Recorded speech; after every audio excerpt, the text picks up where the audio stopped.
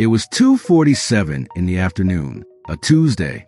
The kind of Tuesday nobody notices. Overcast sky, a half-empty parking lot at the edge of town. The kind of place where nothing ever happened. But Officer Dana Mercer noticed something was wrong the moment her K9 partner, Rex, planted his paws and refused to move. Rex wasn't a dog that barked at nothing. In 6 years on the force, he had never once barked without reason. He was barking now. At a car, a gray Honda Civic, parked, engine off, no one inside.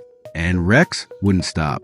What was in that car? And why had it been sitting in that lot for over 9 hours? Here's what you need to understand about Rex. K9 dogs don't bark at parked cars. They don't lose their composure over nothing. They are trained rigorously, obsessively trained, to remain calm under pressure that would send an ordinary dog running. So when Rex, a 6-year-old Belgian Malinois with 47 successful deployments to his name, started barking at that Civic like something inside, it was the most important thing he had ever encountered in his life. Dana paid attention. She tried to pull him away. He resisted. She gave him a correction command. He obeyed for 3 seconds and then turned right back. Rex had found something, but that wasn't the strange part. The strange part was what Dana noticed when she looked more closely at the car. No plates. The registration sticker on the windshield was expired, and the driver's side window had a thin crack running along the bottom edge, sealed with clear tape. Someone had patched that window from the inside. Dana had been on patrol for 11 years. She knew the difference between a car someone forgot in a parking lot and a car that had been deliberately left there. This car had been left, intentionally, and Rex knew exactly what was inside it. Stay with me, because what they discovered in the next few hours didn't just change this investigation. It changed everything they thought they knew about a case that had gone cold 2 years before. Dana Mercer grew up in a small town in rural Georgia, the daughter of a mechanic and a school librarian. She wasn't the kind of person who planned to become a cop. She had studied criminal justice in college, mostly, she said later, because she couldn't decide on anything else. But something clicked in that second year. Something about the idea of order, about the idea that in a chaotic world, someone had to be the person who showed up and tried to make things right. She graduated, joined the Ridgewood County Sheriff's Department at 23, made K9 unit at 26. She was 34 now, and by every measure, she was exactly where she was supposed to be. Her sergeant described her as methodical. Her colleagues called her quiet. Her ex-husband once said she cared more about the job than anything else in her life, and the way he said it, it wasn't entirely a compliment. But ask any of them about Dana Mercer with Rex by her side,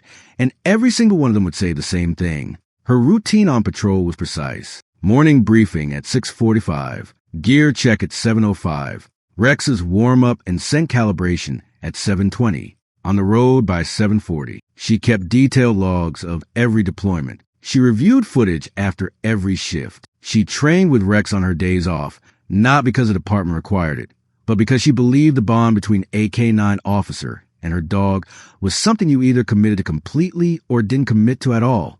There was no halfway with Rex. He would give her everything. She owed him the same. And that Tuesday afternoon, parked outside the Riverside Mall on the edge of Ridgewood County, Dana Mercer trusted Rex the way she always had. Completely. Rex came to the Ridgewood K9 unit from a training facility in the Netherlands, Belgian Malinois, born in a litter of 6, selected at 8 weeks old for what trainers call an extraordinary scent drive, an almost obsessive instinct to locate, identify, and track odors with focus that bordered on single-minded. He spent 18 months in specialized training before he was ever placed in a working unit. Narcotics, cadaver detection, article search, tracking. His scent evaluation scores were in the top 2% of all dogs assessed that year. Here's something that might surprise you. A dog's nose contains up to 300 million olfactory receptors. A human nose has about 6 million. A trained detection dog, like Rex, doesn't just smell something. He processes it the way a computer processes data. He can isolate individual scent compounds within a complex mixture. He can detect odors at concentrations so low that even the most advanced laboratory equipment struggles to match him. He can smell a single drop of blood through 3 inches of steel. He can smell death. When Rex first arrived at Ridgewood, Dana was assigned as his handler after his previous officer retired. The transition period was rocky. Rex was, by nature, selective. He had been deeply bonded to his first handler and was, The trainers warned her, not an easy dog to win over. Dana spent 3 months rebuilding that trust from scratch. 3 months of early mornings and late evening. 3 months of learning the specific way Rex communicated, the subtle shift in his ears before an alert, the precise pitch of his bark that meant certainty versus uncertainty, the way his tail moved differently when he was working versus when he was playing.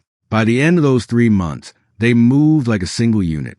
And by the time Rex stood in that parking lot on that Tuesday afternoon, barking without pause at a silent, empty gray Honda Civic, Dana knew with absolute certainty that she needed to call for backup. She had been at the mall to follow up on a routine shoplifting complaint. Standard Tuesday work. Nothing that should have led anywhere significant. She was walking Rex back to her patrol vehicle across the south end of the parking lot when he stopped. Not slowly, not gradually. He stopped like something had hit him. Dana felt the leash go taut. She turned to look at him. Rex's posture had changed entirely. Ears forward, head low, body rigid. He wasn't in play drive. He wasn't tracking a food smell or chasing a distraction. He was in work mode. Deep, focused, immovable work mode. And he was oriented completely toward the gray Civic parked 50 feet away. Dana scanned the car quickly. No movement. Tinted rear windows. The tape crack on the driver's side. Missing plates. She ran the VIN through her mobile terminal. The car came back registered to a woman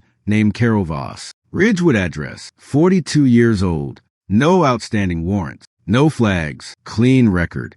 But when Dana ran Carol Voss's name through the general database, she found a missing persons report. Filed 22 months ago. Carol Voss had been reported missing by her sister after failing to show up for Christmas dinner and then going completely silent. No calls, no texts, no activity on her bank accounts or social media. The case had been investigated, and then after several months of dead ends, it had been classified as a voluntary disappearance. The official determination: Carol Voss had chosen to leave her life and had not committed a crime. Case closed, except here was Carol Voss's car, in a parking lot less than 4 miles from her last known address, 22 months after she vanished. And Rex was telling Dana, in the only language he had, that whatever was inside that trunk was not nothing.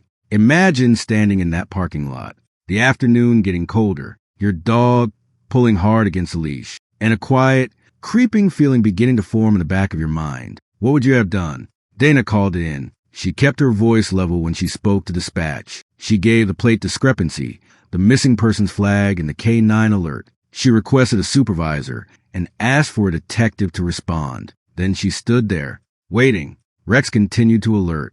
Not wildly, not with the frantic energy of a dog out of control, but steadily, persistently, the way a dog alerts when it is absolutely, completely certain. Dana studied the car from a distance. She noticed things she hadn't clocked at first. The car was clean, unusually clean for a vehicle that had supposedly been sitting in a parking lot for hours. No bird droppings on the hood. No layer of morning dew still clinging to the roof, which meant one of two things. Either someone had cleaned it recently, or it hadn't been parked there as long as the mall security officer had thought. Dana pulled up the mall security contact again, asked them to pull the parking lot footage from the past 24 hours. The answer came back 12 minutes later. The car had appeared on camera at 4:17 a.m., not driven in, not pulled in normally. A second vehicle, a dark-colored pickup truck, had been recorded towing or pushing the Civic into the lot before the angle changed and the pickup disappeared out of frame. The driver of the pickup had never returned. Someone had left that car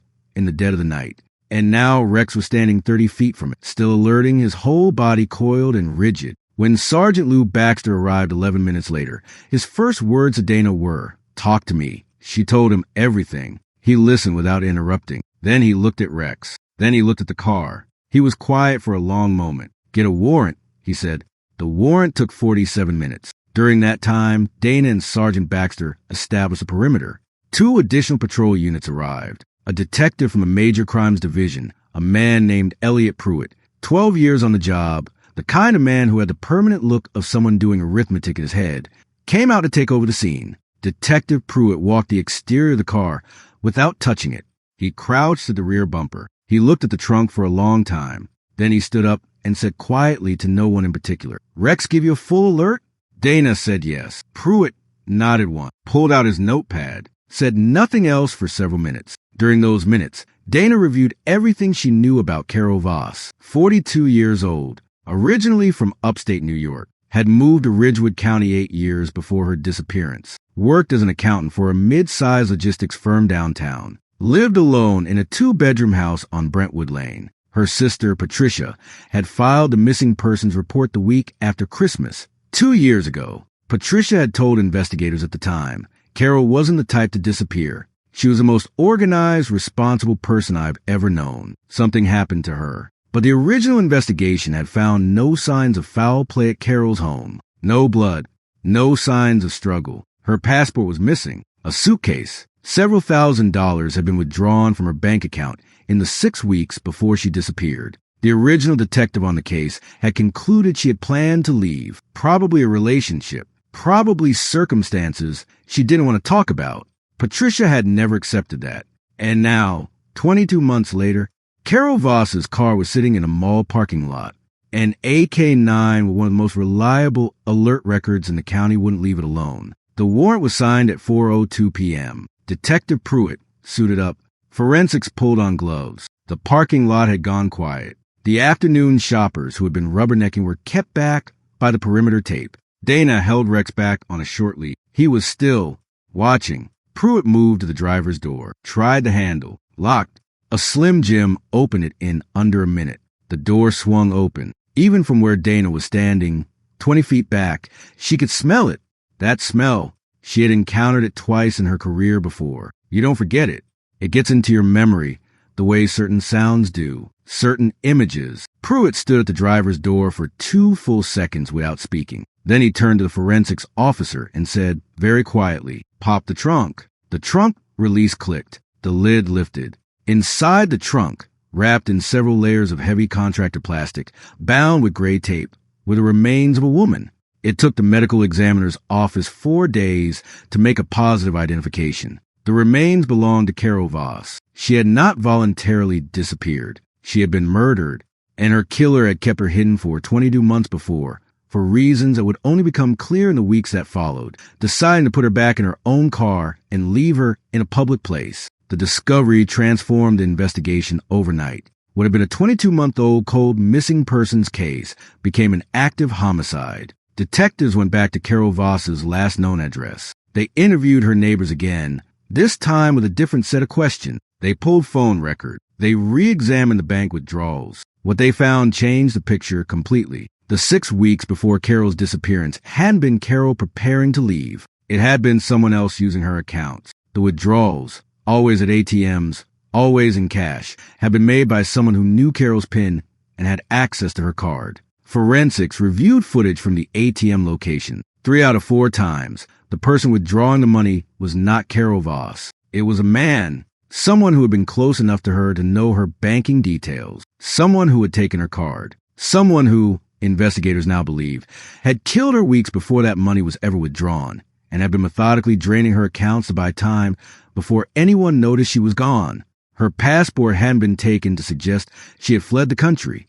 It had been taken so that she couldn't be easily identified. The original investigation had been played, and the killer had been living with that knowledge for nearly 2 years, until something had gone wrong, until keeping the body hidden had become more dangerous than leaving it to be found. But investigators had something now they hadn't had before. They had the car. They had the evidence. They had Rex. Trace evidence recovered from the interior of the Honda Civic led investigators to a man named Gary Pelham. Pelham had worked at the same logistics firm as Carol Voss. He had sat 3 desks away from her for 4 years. Colleagues described him as friendly, occasionally seen having lunch together, a quiet friendship, nothing dramatic. But phone records told a different story. In the months before her death, Carol had sent several messages to her sister suggesting she was frightened of someone, that she felt watched, that something at work had crossed a line and she wasn't sure what to do about it. Patricia had told investigators this at the time. The original detective had noted it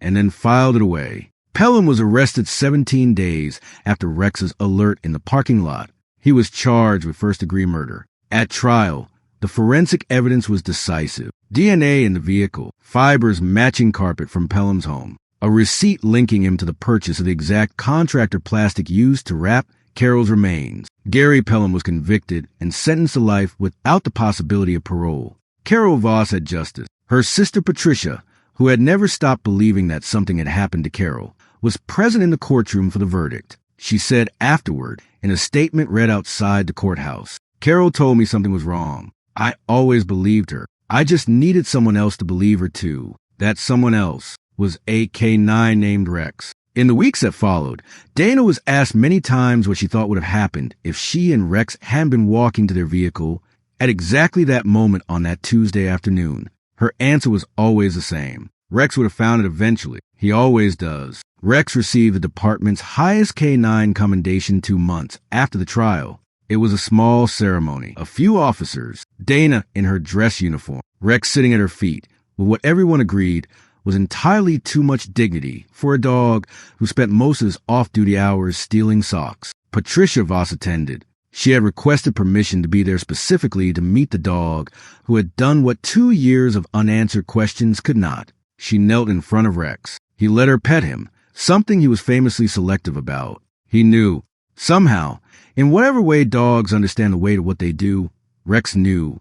There's something worth sitting with at the end of a story like this. Carol Voss was reported missing 22 months before she was found. In those 22 months, her killer walked free. He went to work. He made ordinary decisions about ordinary days. He believed he had successfully erased her. He was wrong, because he had no way of accounting for a Belgian Malinois with 300 million olfactory receptors and 6 years of absolute, unwavering commitment to telling the truth. Dogs don't have agendas. They don't weigh the consequence. They don't decide whether the truth is convenient or inconvenient. They just find it. There is something profound in the fact that the being who refused to walk past that car, who planted his feet and said, in the only way available to him, that something here is wrong, was an animal who couldn't even understand the concept of justice. And yet, he served it more faithfully than most. Pay attention to what can't be spoken, to the warning no one articulates, to the presence that stops and refuses to move on. Some truths can only be found by those willing to stop and listen. If this story stayed with you, if it made you think about loyalty, about the ones who go unheard, about the truths that wait quietly until someone pays attention, I'd love to know what it brought up for you. Drop a comment below. Have you ever had a dog that seemed to sense something before you did? Something you couldn't explain?